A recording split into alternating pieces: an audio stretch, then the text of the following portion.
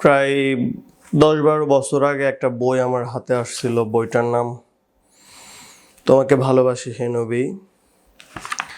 এটা হচ্ছে আমাদের নবী হযরত মুহাম্মদ সাল্লাল্লাহু আলাইহি সাল্লামের উপর লেখা একটা জীবনী। ইন্টারেস্টিং ঘটনা হলো জীবনীটা গুরুদত্ত সিং।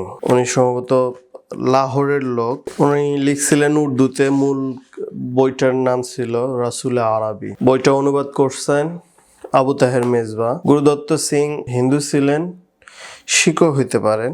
দত্ত সিং এরা নিজেদেরকে হুসনি ব্রাহ্মণ বলে। এক ধরনের ব্রাহ্মণ আছে যারা নিজেদেরকে হুসনি ব্রাহ্মণ বলে। তারা বিশ্বাস করে যে কারবালার সেই ঘটনায় ইমাম হাসানকে তারা হেল্প করছিল, ওইখানে তারা ছিল এবং তারা হেল্প করছিল। তারা প্রতি বছর কারবালার সময় করে মুসলমানদের সাথে সাথে কারবালার সেই মাতমে যোগ দেয়, রেলিতে যোগ দেয়। আমি শিওর জানি না আসলে গুরুদত্ত সিং কি ছিলেন, মানে মুসলিম ছিলেন না আর কি। এই বইটার বিশেষত্ব হইল এটা তো নবীর জীবনের উপর লেখা এবং ইতিহাস গ্রন্থ বলা যেতে পারে। এর থেকে অনেক ভালো ভালো বই, ইতিহাস বই লেখা হয়েছে, নবীর জীবনী অনেক ভালো ভালো লেখা হয়েছে, কিন্তু একজন অমুসলিম নন মুসলিম নবীর উপরে বই লিখছে। অনেকেই লিখছে, কিন্তু উনি যে দরদ দিয়ে লিখছে, যেই ভালোবাসা মমতা নিয়ে লিখছে, যে শ্রদ্ধাবোধ থেকে লিখছে, সেটা আসলে বড় ঘটনা। এটা ন্যাচারালি পাওয়া যায় না। যদিও ইসলাম ধর্ম তো অনেক বড় ধর্ম, পৃথিবীব্যাপী এর অনেক অনুসারী আছে, নবীর জীবন অনেককেই টানছে, তো গুরুদত্ত সিংকেও টানছে। উনি নিজের ভালোবাসাটা একটা বই লিখে জানাইছেন। বইয়ের নাম ছিল রাসূলে আরবি। বইটার দামও খুব কম, মাত্র 100 টাকা। যে কেউ চাইলে কিনতে পারবেন। বইটা থেকে আমি সামান্য একটু পড়বো। প্রথম চ্যাপ্টারের নাম হচ্ছে হৃদয়ের আকুতি। সত্যের আলো ছড়াতে, পুণ্যের পথ দেখাতে এক মহামানবের আবির্ভাব হলো। তার শুভ দর্শনে দৃষ্টি যাদের প্রেমমুগ্ধ হলো এবং হৃদয় যাদের ভালোবাসায় স্নিগ্ধ হলো, জনম তাদের সার্থক হলো, জীবন স্বপ্ন তাদের সফল হলো।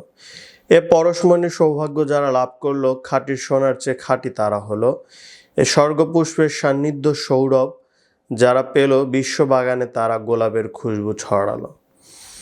ঊষর মরুর বাসিন্দা হে উম্মি আরব, জানি না মর্তলোকের মানব না স্বর্গলোকের দেবতা তোমরা। হাবিবে খোদার দিদার দর্শন পেলে কোন সে মহাগুণে, নূরে খোদার তাজাল্লিতে ধন্য হলো কোন সে মহাপুণ্যে। ইতিহাস তো বলে লুটতারাজ ও খুন খারাপই ছিল তোমাদের পেশা, আর নাচ গান ও মদ জুয়া ছিল তোমাদের নেশা। এমন কোনো অন্যায় ছিল না যা তোমরা জানতে না, এমন কোনো পাপও ছিল না যা তোমরা করতে না। আকারে ইনসান, প্রকারে শয়তান, এই তো ছিল তোমার পহচান।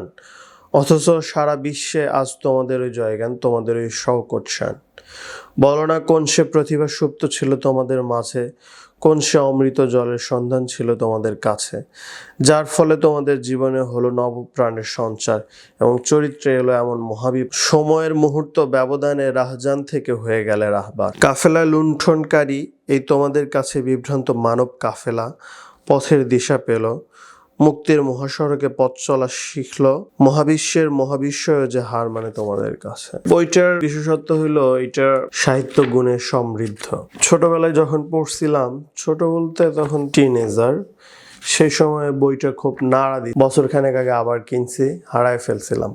আপনারা চাইলে এটা সংগ্রহ করতে পারেন।